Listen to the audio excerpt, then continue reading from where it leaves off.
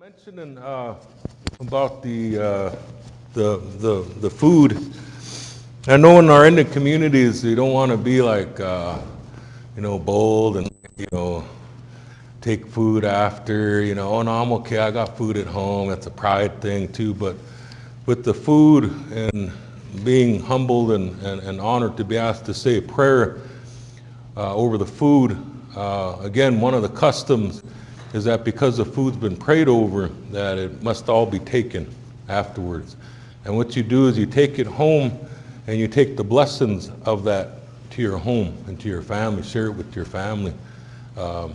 That's kind of the thinking behind it. It's not saying that, oh, you're pitiful and you don't have food at home. It's not that.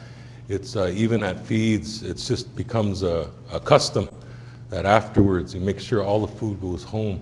Because of that, you're taking some of that blessing and sharing it with your home and your family and loved ones. And so I just wanted to kind of speak to that a little bit. Yeah, like for older singers, I'll like go to their house and maybe bring some food, feed them, or maybe bring some tobacco, and go in that manner and just sit with them and kind of just let them know this song here, and see what you think about it, and then sing it, and then they'll let me know. That's a thing about older guys like around here, older men, like they're, they'll let you know right now. They'll they really aren't afraid to give a person a scolding, When people come over to the house, right, our customs say you don't ask people, are you hungry? Would you like something to eat? No. You just make up the plate and put it in front of them. Are they supposed to refuse? No. Because the food represents life, and then you're refusing life. Okay? That's what you're wishing. That's why I said food, one of the highest offerings. There's tobacco, there's rifle, there's horse. When you get down to the old teachings to feed someone, well, that's some serious stuff, that's big. And that's why, because it represents life itself. Such a simple gesture incorporated into our lives. When somebody comes over, that's what we do. We feed them up. And they know they're not supposed to refuse. If they take a bite, they'll cover it up, they'll take it home. Again, sharing it with their home and their families, right? They mentioned about singing. With singing, I'm going to speak about that because that's a real personal journey. I always have to remind myself is that this is for human beings, and it's living, it's alive. And when it's like that, there's always going to be that I don't know if it's call it change, I don't know if you call it innovation, but that really enables that artistic side, of human beings, which is a part of us. Sometimes we see it come out in painting. Sometimes you see it come out in quill work, beadwork. Sometimes many different ways, but also you'll hear it come from song. But it was in the early 1990s that I wanted to learn how to sing. And I come from a family of singers.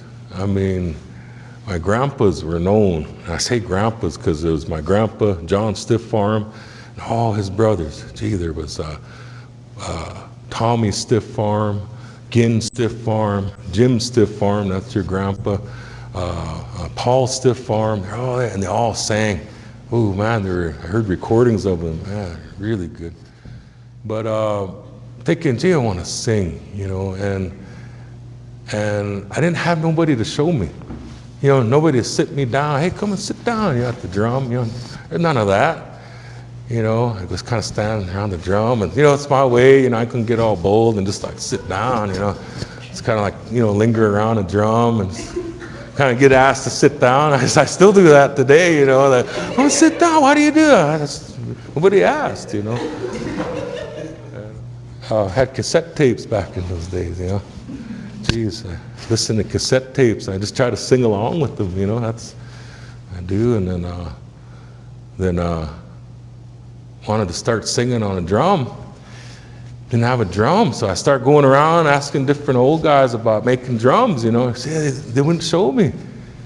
Oh man, even, you know, tobacco and everything. You know. Okay, all right. Tell me a little something about it. No, okay, all right. So I shamed out. So okay, but we kept at it. And again, no one to show us how to sing, right?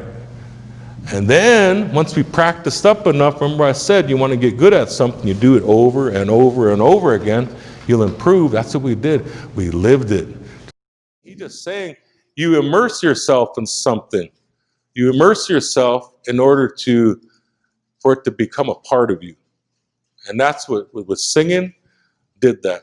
I mean, anybody that ever traveled around with me, I had an auntie, she traveled with me, you know, Indian woman, you know, and proud to be Indian and all that. And all I listened to was Indian music, powwow music. And, you know, about 3 hours into the trip, said, you know, I'm proud to be Indian.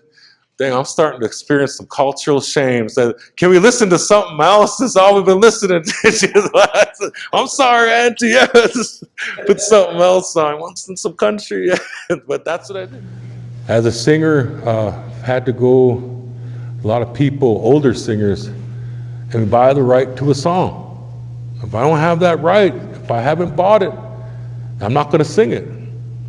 Okay? If I don't know the words to it, I'm not going to sing it. Right? So I've had to go to singers. Usually it'd be tobacco, nice sweet grass, nice blanket. Maybe I'll get that box of food, right? That box of food with that meat, berries, tea, flour, like that. Put that in there. Or cook it up and make it into a plate and feed them and give them an offering. That's just for a song. It starts with that thought. You know, it starts with that wish. And at some point, they're somewhere in there. They're wanting more for their people, for growth, for change, for preservation, and in all aspects, something that'll tie together all components and parts of their culture and help it to flourish. When they go to their leaders, you know, to express that, and when that's put in some type of prayer, when it's put into some type of well-wishing from that leader or leaders, I think that kind of sets in motion like a lot of the what you're hoping for and wishing for. And I think from there, things begin to unfold. I think things begin to take life, and that guidance and that direction is given. And I think then, but I really believe in that.